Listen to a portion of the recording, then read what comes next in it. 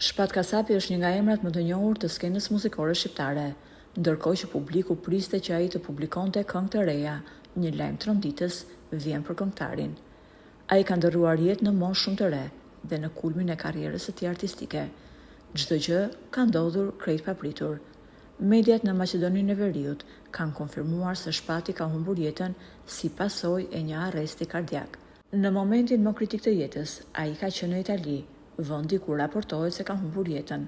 Ky lajm ka tronditur thellë familjen e tij, maman, e cila akoma nuk mundet të besojë atë që i ka ndodhur të birit. Burime pranë familjes së Shpatit thonë se gjendja e saj emocionale është shumë e rënduar. Ajo gjithmonë ka qenë pranë të birit në suksese dhe vështirësi. I paqartë për familjarët është fakti se këngëtari nuk ka patur asnjëherë probleme shëndetësore dhe çdo gjë që ka ndodhur ka qenë si një rrufe në qiell të hapur për to. Së fundmi, bashkëshortja e Shpatit kishte konfirmuar ndarje nga këngëtari. Çifti janë prindër të një djali.